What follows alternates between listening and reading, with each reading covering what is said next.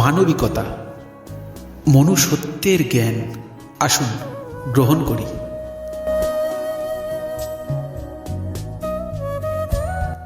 আমি মনের কথা নয়, মনকে আমার কথা শুনতে হবে।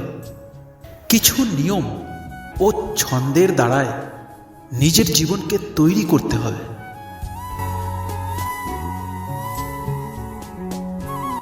এক, আমি সকাল 6টায় বিছানা ছেড়ে দেব। 2, সারাদিনে 1 ঘন্টা জপ ও 20 মিনিট ধ্যান করব। 3, কাজের ফাঁকে ফাঁকে পরমাত্মার কথা মনে করব। 4, পৃথিবীর কেউ কি দোষ করল আমি দেখব না। 5, আমাকে সবাই কষ্ট দিক, আমি কাউকে কষ্ট দেব না।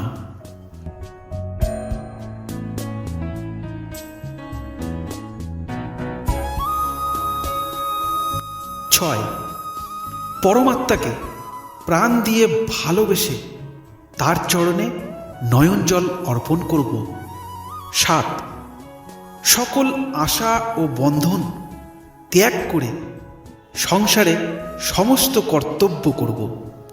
8, জীবনকে গভীরভাবে জানার চেষ্টা করব। 9, নিজের স্বার্থের কারণে অন্যকে কষ্ট দেব না। 10, আমি নিঃস্বার্থভাবে অহংকার মুক্ত হয়ে সকল কর্ম করব।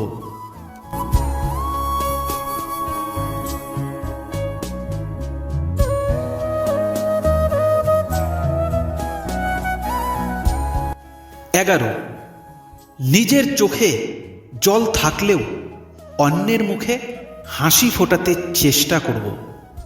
12, নিজের স্বার্থের জন্য একজনকে উঁচু আসনে বসাতে গিয়ে আর একজনকে নিচু আসনে বসাবো না। 13, সকলকেই সম্মান করব, এমনকি পশু পাখি কীট পতঙ্গ বৃক্ষ লতা সকলকেই। 14, নিন্দা চর্চা লোভ লালসা অহংকার হিংসা করব না। 15, কোনো রকম প্রচার ছাড়া নিজের সাধ্য মতন গরিব দুঃখী দুস্থদের পাশে দাঁড়াব।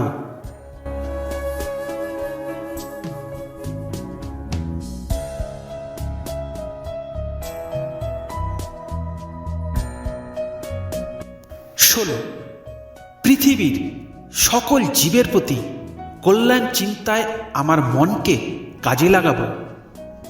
17, ধ্যান ও জপ মনকে শাসন করার অস্ত্র, তাই এদের মাধ্যমে আমি মনকে শাসনে রাখব।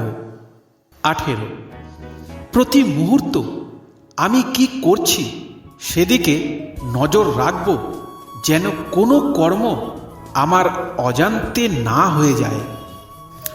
19, সর্বদাই ক্ষমা ভাব থাকবে হৃদয়ে, বিরক্তি ত্যাগ দিয়ে ধৈর্য ধারণ করতে শিখব। 20, আমার সংকল্প ও তপস্যা এটাই হবে, আমার সমস্ত ভুল ও অন্যায়গুলোকে অজ্ঞানতা থেকে জ্ঞানের আলোকে সংশোধন করে নিজেকে মানুষ তৈরি করা। এবং এই বিধি পালনে আমি আর পিছ পা হব না। মন আমাকে যতই কষ্ট দিক, আমি মানুষ হবই। মন একদিন আমার আদেশেই চালিত হবে, এটা আমার দৃঢ় সংকল্প।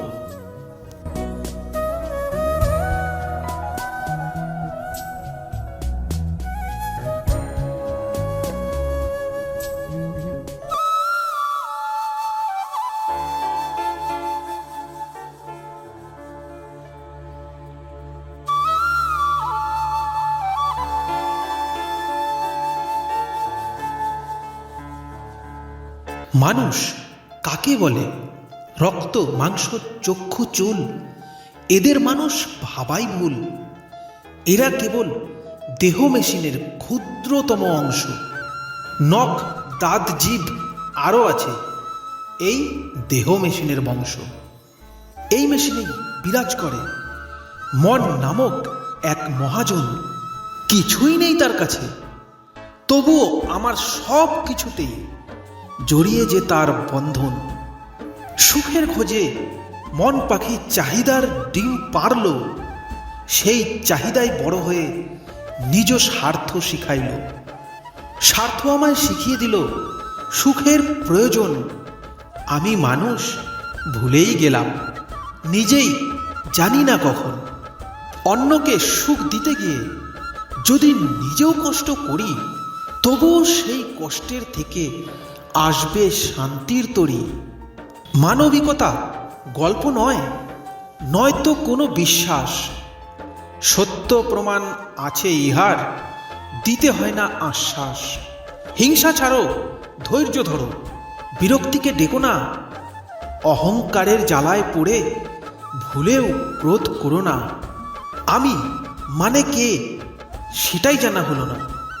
দেহ মন আর চাহিদা আমায় জানতে দিল না। তবে আমার আমি চিনে নেব, ব্রহ্মজ্ঞানে জ্ঞানী হব। চিত্ত আমার আত্মস্বরূপ, সেটাই হলাম আমি। মানবিকতা সঙ্গে করে চরম ত্যাগের ভাণ্ড ভরে, সেই শক্তিই হবে মোর মনুষ্যত্বের জমি। ব্রহ্মজ্ঞান মানে হলো সত্য জেনে যাওয়া। ঈশ্বর ঈশ্বর করলেও তাকে হয় না তো পাওয়া। কর্ম করে শক্তি ধরে জ্বালাও জ্ঞানের আলো, সেই আলোতেই দেখতে পাবে খারাপটাকে জড়িয়ে ধরে ভাবছ তুমি ভালো। অন্ধকার দূর হলে মোহচ্ছন্ন কাটবে, মানবিকতার শক্তি পাবে, ত্যাগের পথে হাঁটবে। ধ্যান আর জপ করেই চলো, বন্ধ কবু করো না। ইহাই তোমার মূল শক্তি, বেঁচে থাকার প্রেরণা। সত্যকে বাঁচিয়ে রেখে বিশ্বাস ধারণ করো। ত্যাগের শুরু এখান থেকেই যদি পৌঁছতে পারো। বিশ্বাস থেকে ভক্তি, আর ভক্তি থেকেই ভালোবাসা। ভালোবাসাতেই প্রেম আছে, খুঁজলে পরে জানা যায় মানবিকতার ভাষা।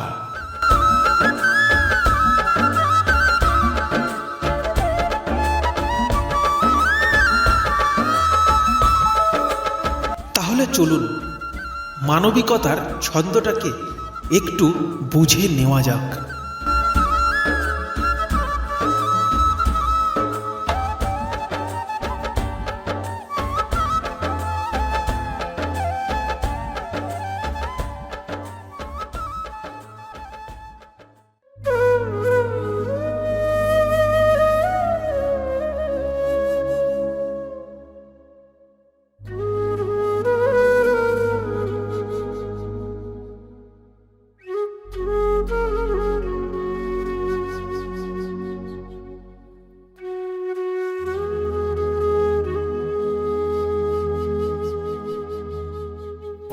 মানব জাতির চারটে মূল স্তম্ভ: দেহ, মন, বুদ্ধি আর আত্মা। যদিও আত্মার বাস্তবিকতা প্রমাণের বাইরে, তবে অনুভব করার চেষ্টা করলে জানা যায়। আর পরমাত্মা হল আমাদের জীবনী শক্তি। যেমন গাছের শিকড় মাটিকে আঁকড়ে ধরে রাখে এবং সেটাই তার প্রাণশক্তি, ঠিক সেই রকমই পরমাত্মা আমাদেরকে আঁকড়ে ধরে রেখেছে। পরম আত্মাই আমাদের মূল শক্তি। এর দ্বারা আমাদের মন, বিবেক, বুদ্ধি, চৈতন্য এরা শক্তিমান হয়ে ওঠে।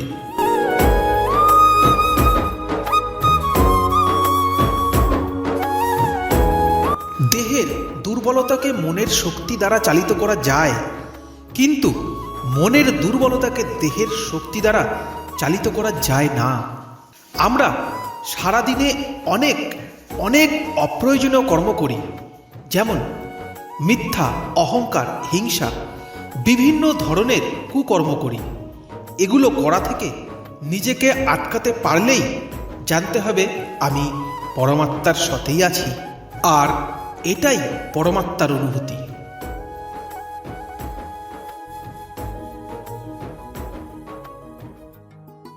আমরা একটা ভাবনা নিয়ে বসি, আর হাজার হাজার ভাবনা নিজের থেকেই চলে আসে। ওইটা হলো মন। চিন্তাগুলো সঠিক বা ভুল বাস্তবে মিলিয়ে পরীক্ষা করে যে, সে হলো বুদ্ধি। আমাদের দেহ যার আদেশে কর্ম করছে, সে হলো আত্মা। আর এই চারজনের উপরেই হলো সেই পরমাত্মা। এমন এক শক্তি যার আদেশ ছাড়া এই দেহ একটি কাজও করবে না, এই আত্মা। আর আত্মা মানে আমি দাসত্ব স্বীকার করেছি মনের কাছে। তাই আমাদের মন আমাদেরকে আনন্দ দেওয়ার জন্য নূতন নূতন স্বপ্ন ও চাহিদার সৃষ্টি করে। আমাদের বুদ্ধি পুষ্ট না হওয়ার কারণে আমরা শুধু লাভের অংশটুকু দেখে নিয়ে সেই স্বপ্ন ও চাহিদা পূরণের চেষ্টা করতেই থাকি। তখন আমাদের মন রিপুর দাস হয়ে যায়। আসলে আমাদের প্রয়োজন কি আর আমরা ছুটছি কিসের পিছনে, এই অঙ্ক কষতেই দেয় না আমাদের মন।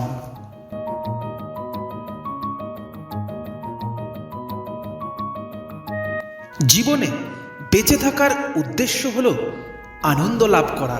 চাহিদা পূরণে আনন্দ হয়। প্রকৃতির সৃষ্টির সমস্ত কিছুরই পরিবর্তন আছে, তাই ভৌতিক আনন্দ স্থায়ী নয়। আর আনন্দের পরিবর্তেই দুঃখ, তাই আনন্দের চাহিদা দুঃখকেও ডেকে নিয়ে আসে। যে কারণে কোনো কিছু চেয়ে না পেলে দুঃখ আসে। তাই আমাদেরকে খুঁজতে হবে পরম আনন্দ, যার পরিবর্তন হয় না, চাইলে তাকে ধরে রাখা যায়। আর সেটা ভৌতিক আনন্দ নয়। আমাদের ভেতরে থাকা যে আনন্দের ধারা থেকে বৃষ্টির ফোঁটার মতো কখনো কখনো বর্ষণ হয়, সেই আনন্দের ধারার সন্ধান করতে হবে।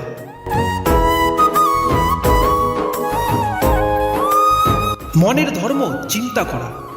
যেহেতু আমরা নিজেকে মনের সাথে জড়িয়ে রেখেছি, তাই মন আমাদের ভালো কিসে হবে সেই দিকটাই দেখাতে থাকে। তখন মন চাহিদার সৃষ্টি করে।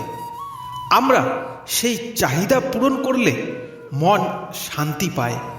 তখন আমরা রিপুর ফাঁদে পা দেই, কামনায় জড়িয়ে যাই। কামনা আমাদেরকে ছোটাতে থাকে। একে একে সমস্ত রিপু, কাম, ক্রোধ, লোভ, মোহ, মদ, মাৎসর্য আমাদের গ্রাস করে ফেলে। আমাদের মন রিপুর হাতে বন্দী হয়ে যায়।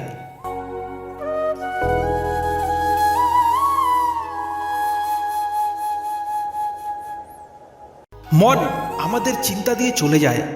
তাতে আমাদের ভালো বা খারাপ যাই হোক না কেন, তাতে মনের কিছুই যায় আসে না।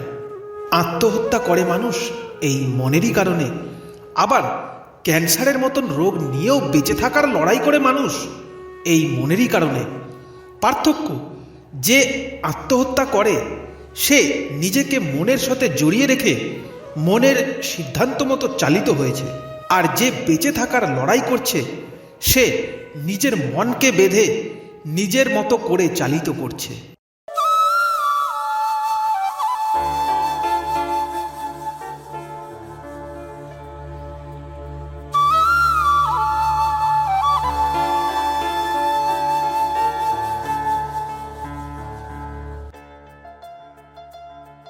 মন যদি রিপুর দাস হয়ে থাকে, তাহলে সে নিজের ভুল, দোষ, অন্যায় কোনো কিছুই দেখতে পাবে না। পঞ্চম রিপু মদ মানে অহংকার বলবে, আমি যা করেছি বেশ করেছি। তাই দেহ, মন, আত্মা আর বুদ্ধিকে আলাদা করে চিনতে শিখতে হবে। প্রতি মুহূর্তে জাগ্রত থাকতে হবে। কোনো চিন্তা আসলেই বলুন, এটা মন। এভাবে করতে থাকলে মনকে চিনতে পারবেন। তারপর মনকে দিয়ে চিন্তা করান। মনকে যে চিনতে পারল সে কে? যখন এই চিন্তা বুদ্ধির ঘরে প্রবেশ করবে, জ্ঞানের আলোকে এই প্রশ্নের উত্তর খুঁজবে, তখন বুদ্ধিকেও চিনতে পারবেন। বুদ্ধি জ্ঞানের দ্বারা তীক্ষ্ণ হলেই জানতে পারবেন মনকে যে চিনতে পারল সে হলো আত্মা, আর এই দেহটা ওই আত্মার আদেশেই চালিত হচ্ছে। তার আদেশ ছাড়া এই দেহ জড়বস্তু মাত্র। তখন দেহকেও চিনতে পারবেন।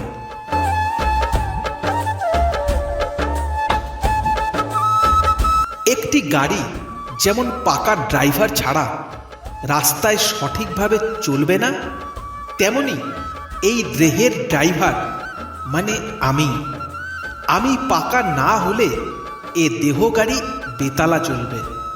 ঝগড়া, মারামারি, অশান্তি, হিংসা, রাগ, অহংকার পাগল করে তুলবে এই দেহকে।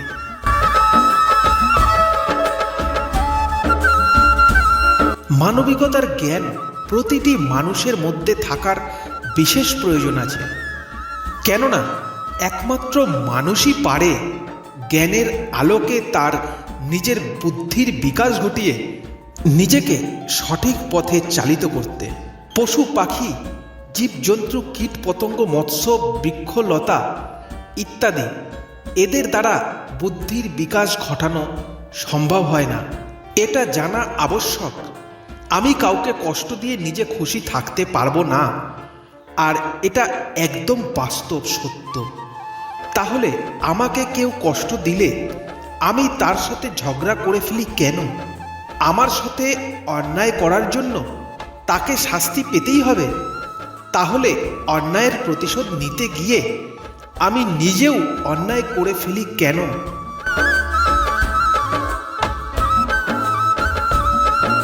অন্যায়ের প্রতিবাদ করাকে বলে ন্যায়, মানে তার ভুলটা তাকে বুঝিয়ে দেওয়া। আর অন্যায়ের প্রতিশোধ নেওয়াকে বলে হিংসা, মানে তার সাথে ঝগড়া, অশান্তি করা। আমি আপনার করা অন্যায়ের শাস্তি ভাগ করে নিচ্ছি নিজেরই অজান্তে।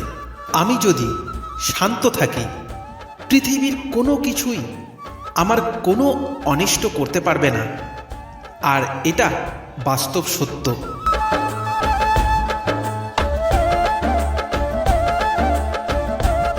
চরম ভক্তি নিয়ে আসে বিশ্বাস, চরম বিশ্বাস আনে ভালোবাসা, গভীর ভালোবাসাই প্রেমের উৎস, আর প্রেম হতেই আনন্দের প্রাপ্তি।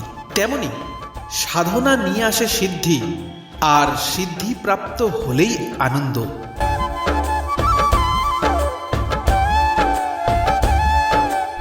শান্তি আসলে কি সেটা জানতে হলে নিজের মনকে নিজের হাতে চালিত করতে হবে।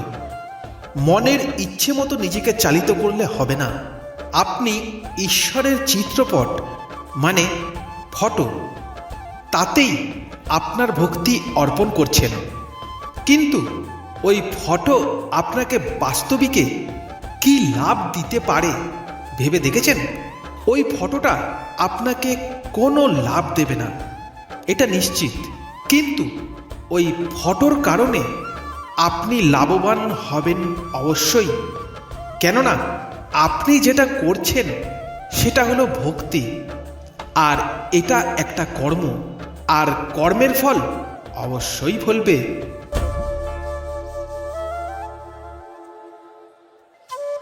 ভক্তিতে মন শান্ত হয়, আর মন শান্ত থাকলে আপনি লাভবান তো অবশ্যই। এবার প্রশ্ন, ভক্তির জন্য কি ফটোর প্রয়োজন আছে? উত্তর হলো না, নেই।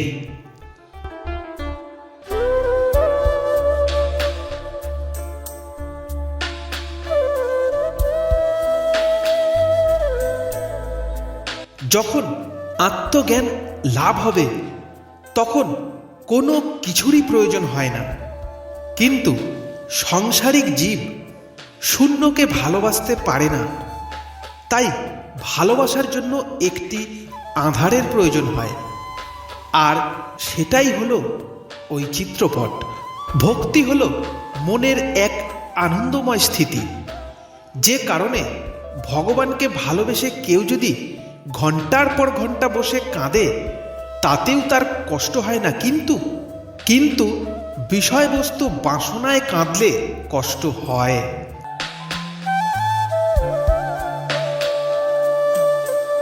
অজ্ঞানী যখন জ্ঞান গ্রহণ করতে প্রস্তুত হয় তখন তার আধারের প্রয়োজন হয়, কিন্তু সে যখন জ্ঞানী হয়ে ওঠে তখন তার কোনো আধারের প্রয়োজন হয় না।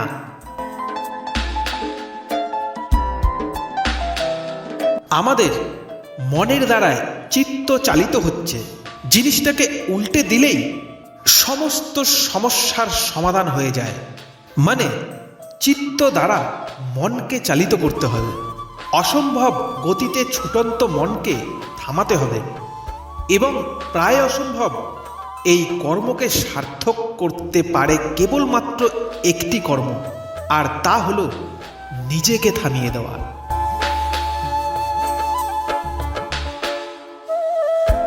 মনের সমস্ত চিন্তা ভাবনা চাওয়া পাওয়া পূরণ করা যাবে না। আমি নিজের সমস্ত কর্মকে নিঃস্বার্থভাবে বিচার করে তবেই সাফল্য দেব। নিজেকে থামাতে পারলে মন একদিন না একদিন থামবেই। মনের কথা না শুনলে মন আমাকে অনেক কষ্ট দেবে। আমি ধৈর্য ধরে সময়ের অপেক্ষায় কষ্ট ধারণ করার শক্তি অর্জন করব।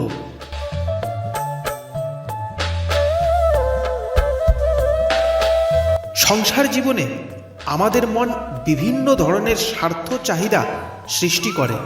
চাহিদা পূরণ করার জন্য আমরা কর্মের সৃষ্টি করি।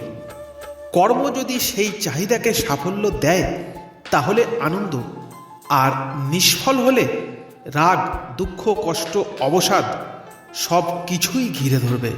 আর এই চাহিদা চাইলেও বন্ধ করা যায় না।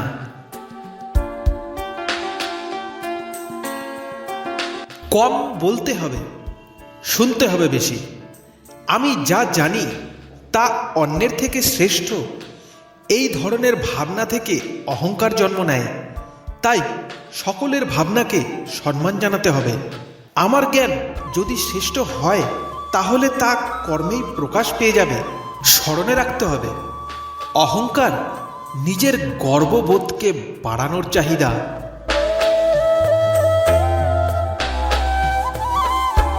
অন্যকে সুখ দেওয়ার নামই হলো বেঁচে থাকার সার্থকতা। আমার কর্মে অন্যের উপকার হবে, এই চাহিদায় মানুষ কোনোদিনও কষ্ট পায় না। আমরা নিজের সুখে থাকার জন্য অপরকে কষ্ট দিই, তবে অপরকে সুখে রেখে নিজে কষ্ট করলেও তাতে ব্যথার অনুভূতি থাকে না।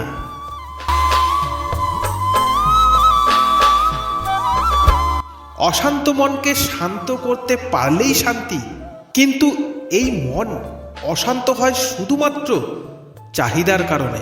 একটি শিশুকে লক্ষ্য করলে দেখা যায় তার চঞ্চলতার কারণ সে কিছু একটা চাইছে।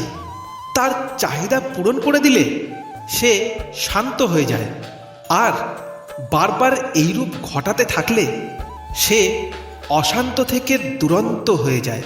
তাই চাহিদাগুলোকে সীমাবদ্ধ করতে পারলে মনের চঞ্চলতা নিয়ন্ত্রণে আসবে। আমরা নিজেকে মনের হাতে ছেড়ে রেখেছি, মন বন্দি রিপুর হাতে। তাহলে আমাদের সিদ্ধান্ত সঠিক হবে কি করে? পৃথিবীতে জন্ম নিয়েছি, মরতেও হবে। হাতে করে কিছু আনিনি, কিছু নিয়েও যাব না। এই সত্য অনুধাবন করলে জানা যায় পৃথিবীতে এমন কিছুই নেই যেটা প্রাপ্ত করা বাঞ্ছনীয়। এই জ্ঞান যখন মনের ঘরে পৌঁছায় তখন সমস্ত কর্ম উদ্দেশ্যহীন লাগাটাই স্বাভাবিক। আর জীবনে কোনো উদ্দেশ্য না থাকলে মনের মধ্যে অবসাদ আসবে, যে কারণে কিছু সময় বিনা কারণে মনটা উদাস হয়ে যায়। তখন জানতে হবে আমার হাতে এমন কোনো কর্ম নেই যার দ্বারায় আনন্দ পাওয়া সম্ভব। তাই সুখ ও আনন্দের প্রতি আকর্ষিত না হওয়াই ভালো। কেননা এই চাহিদা অন্যকে কষ্ট দিতেও দ্বিধাবোধ করে না, আর অপরকে কাঁদিয়ে নিজে কখনো শান্তি পাওয়া যায় না। তাই জীবন কখনোই উদ্দেশ্যহীন নয়। তার মূল উদ্দেশ্য হল নিজের মনকে শান্ত করে নিজেকে মানুষ গড়তে চেষ্টা করা। এই কর্মে সাফল্য পেলেই জানতে হবে আমার মানবিকতা জাগ্রত হয়েছে।